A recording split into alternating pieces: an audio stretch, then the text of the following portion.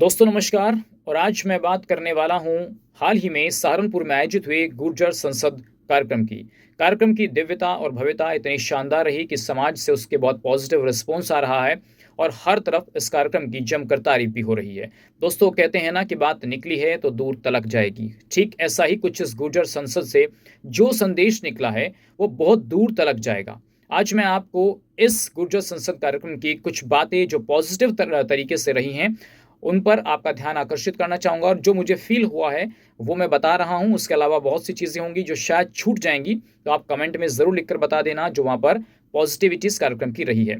सबसे बड़ी बात तो ये है दोस्तों कि मैंने अब तक इतना शानदार कार्यक्रम नहीं देखा। वो किस लिहाज से मैं कह रहा हूँ, क्योंकि मंच अगर आप देखेंगे तो उस मंच पर अलग-अलग विभिन्न राजनेता जो अलग-अलग दलों से आते हैं, अलग-अलग विचारधाराओं से आते हैं, जो अक्सर अपने कार्यक्रमों में, जनसभाओं में, सदन के अंदर एक दूसरे दलों पर जमकर कटाक्ष करते हैं। लेकिन यहाँ पर जो एकता और सभ्यता, जो डिसिप्लिन देखने को मिला, उसकी वाकई में तारीफ करनी होगी। और ये सिस्टम जो प्रतिहार महासंघ ने बनाया, वो जो डिसिप्लिन मेंटेन किया था, चाहे सिटिंग अरेंजमेंट का हो, जिस तरीके से वहाँ पर एक-एक नेता की चिट लगाई गई थी, वो भी बहुत शानदार मैनेजमेंट रहा है। इसके अलावा बाहर से जो मेहमानों की एंट्री थी, उसके लिए भी बहुत शानदार डिसिप्लिन था। लोगों को किस तरीके से एंट्री करानी है, किस तरीके से वीआईपी जो गेस्ट आ रहे हैं, समाज के ज़िम्मेदार लोग आ रहे हैं, उसकी व्यवस्था भी बहुत शानदार तरीके से की गई थी। सिटिंग अरेंजमेंट बहुत शानदार रहा और सबसे बड़ी बात ये थी कि जो अलग-अलग दलों से राजनेता आए, उन्होंने समाज के अलग-अलग मुद्दों पर अपनी बात रखी। राजनीति में समाज कहाँ खड़ा है और जो सामाजिक ताना-बाना है, वो जो बिगड़ रहा है, जो रिश्ते बिगड़ रहे हैं आजकल, उस पर बात हुई। शिक्षा को लेकर बात हुई और समाज के युवाओं में चाहे नशे की बात हुई या और तमाम चीज़ें, उन पर बात हुई। सबसे बड़ी बात यह है दोस्तों कि राजनेता जिस मंच पर मौजूद हों और वहाँ राजनीति की बातें ना हो, अपनी महत्वाकांक्षाएँ बाहर ना आएँ, इसके अलावा जो दूसरे दल हैं, उन पर कटाक्ष ना हो, चाहे वो बात इशारों में ही क्यों ना कही जा रही हो। हमें क्या मिला सत्ता से, चाहे इस बात का ज़िक्र हो, हुआ, लेकिन वो ऐसे हुआ जिसका किसी को पता भी नहीं चला और ज़िक्र भी हो गया। तो ये खूबी वहाँ नेताओं में देखने को मिली। ये बात अब आज इस दौर में मैं क्यों कह रहा हूँ? क्योंकि हम राजनीतिक तौर पर, सामाजिक तौर पर आज कहाँ खड़े हैं? इस बात की टीस और इस बात को हर राजनेता जो उस मंच पर बैठा था, वो बखूबी समझ रहा था कि राजनीतिक तौर पर आज समाज को जहाँ होना चाहिए, आज समाज वहाँ नहीं खड़ा है। इसी तरीके से सामाजिक चीज़ों में समाज को जहाँ खड़ा होना चाहिए था, वहाँ भी थोड़ी प्रॉब्लम्स आ रही हैं समाज के अंदर। तो मुझे लगता है उन तमाम नेताओं के भाषण सुनने के बाद कि वहाँ मौजूद हर नेता ने अपनी पर्सनल महत्वाकांक्षाएँ, अपने स्वार्थ, अपने पार्टी के हितों को साइड में रखकर समाज की जो वो पगड़ी थी, उसका सम्मान करने का काम किया। समाज के उस मंच को सम्मान देने का काम किया, जिस उद्देश्य से इस कार्यक्रम को आयोजित किया गया था।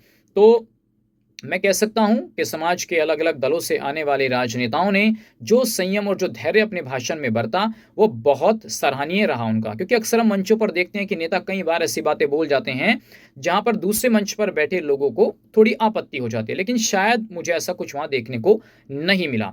दूसरा, इसके पीछे एक और सबसे बड़ा कारण है।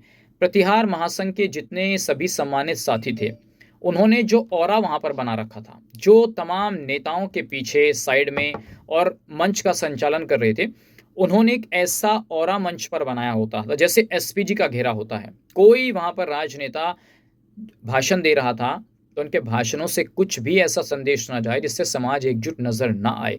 मुझे ऐसा लगता है कि एक ऐसा वैक्यूम प्रतिहार महासंघ के सभी साथियों ने बनाया उन राजनेताओं पर, जो एक बहुत पॉजिटिव साइन रहा कि नेता यदि कुछ बोलना भी चाहता, तो शायद प्रतिहार महासंघ का वो वैक्यूम, वो जो एक आभा मंडल था, वो इतना हाई और इतना टाइट था कि वहाँ नेता कुछ बोलने से पहले ही कतरा रहे थे। तो एक बहुत ये अच्छा और पॉजिटिव साइन रहा।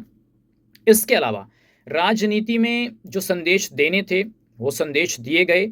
और ये बात आज मैं इसलिए कह रहा हूँ क्योंकि हम लगातार ये बात सुनते हैं कि जब समाज को एकजुट होना चाहिए, तो हमें दूसरे लोगों से सीखना चाहिए। उसकी झलक भी इस कार्यक्रम में ज़रूर देखने को मिली।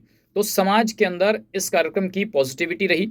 हालाँकि जैसा कि मैंने कुछ दिन पहले एक वीडियो बनाया था कि इसमें कुछ सुधार की आवश्यकताएँ हैं।